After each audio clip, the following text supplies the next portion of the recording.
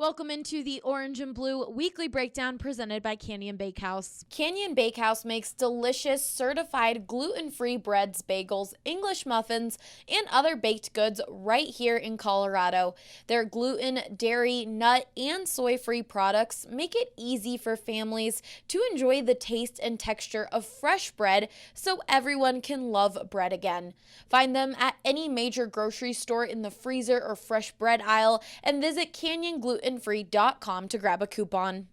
I'm Allie Monroy, and with me today, as always, is Ryan Koenigsberg. Now, and he's rocking a Rudo shirt. You were talking about how cool he was last time, so I was like, I wanted to be more like him. Was I? I love Rudo. It's his birthday today. That is why Ryan's wearing this shirt. But I don't know how I feel about the hand movements. What if I finger guns towards? No, I don't know. All right. Rudo will be very happy that you did that in honor No, of he him. won't. He'll feel really awkward about it, which is the whole reason why we did this whole thing in the first place. All right, well, Broncos Twitter and the Broncos in general kind of imploded on Sunday in the snowstorm in Kansas City against the Chiefs, and I saw a lot of people blaming Drew Locke. Well, here's what happens when you have a small sample size of anything. People who want to see one side of it are going to see one side of it, and people who want to see the other side of it are going to see the other side of it. And so the pump the brakes on Drew Locke people and the people who aren't yet sold, and that's fine. You don't need to be sold. Saw this as an opportunity to say they're right. This is why you needed to wait, blah, blah, blah. And I understand it because they're trying to slow everyone down. And the truth is, Drew Locke could have had two great games and then, never have another one again. It's not likely, in my opinion, and in fact, I highly doubt that will happen. But that's why you got this overreaction of, see, he's not as good as you guys thought. And it was just, there's so many factors to that game, which is why it was hard for me to put into a question as to what you thought of this, because it really wasn't all on Drew Locke. The wide receivers could not catch balls. It was so snowy. The offensive line was a disaster. Drew Locke was on his back 10 times that game. Yeah, I mean, you took all of my points that I was going to make there, but it was a calamity of different things that were all going against Drew Locke, and it's one of those things where you just got to say, it happened, let's move on. And the truth is, Drew Locke didn't play terribly. What you're going to see if you're just looking at the box score, 19 of 40, that looks really bad. You're going to see they threw an interception and no touchdowns, that looks really bad. The truth is, the actual game from Drew Locke was just like slightly below average. And given the conditions, given the fact they're going up against the Chiefs, there's one that you didn't mention. The Chiefs defense is surging. Yeah. They're playing really good football right now, and they're making life really hard on quarterbacks. And especially when they get a lead early, they start sending tons of pressure, and it's really difficult. So all of those things mixed together made it a really difficult situation for Drew Locke. And I thought he just played meh. It wasn't bad. And like you said, it is that Chiefs defense is a lot better than people are giving it credit for. It's not just a rookie QB that they gave a hard time. You had Tom Brady in there, Phillip Rivers, Derek Carr, a lot of solidified quarterbacks who also had trouble against that defense. Yeah, exactly. Phillip Rivers threw 4 picks to them a couple weeks ago. Tom Brady, aside from a flea flicker, had a really rough game. Had an interception as well. Yeah, so this was kind of bound to happen. Drew Locke was going to have a bad game at some point. Might as well get it out of the way on the road in a game that the Broncos really had a very slim chance of winning anyway.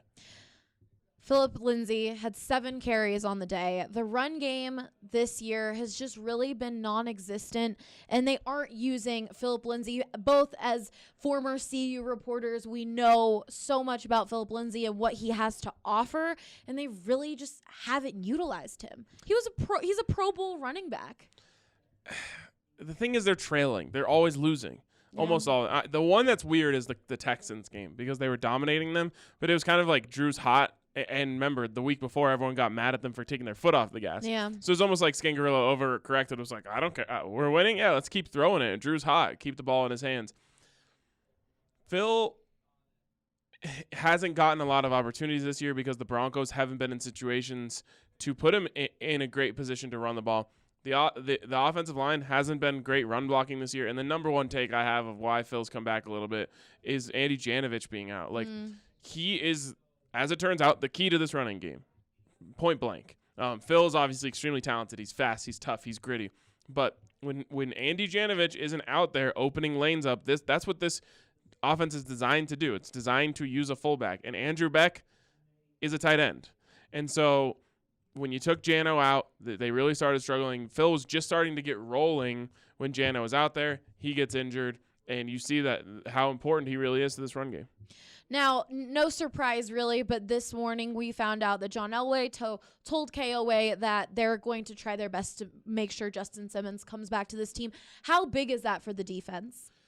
Well, it's huge because I think moving forward, this defense is going to be built around the safeties. Kareem Jackson and Justin Simmons are going to be the heart of this defense next year. Kareem Jackson, more of a lead by example type guy. Justin Simmons, maybe more of a vocal, extension of the coach type leader. But especially with Chris Harris likely not being around next year, you're going to see that be the core of this defense. That's going to be the heart of these guys, and you definitely want to bring back Justin Simmons. He's a third-round pick that you absolutely nailed. Those are the ones that you want to keep around.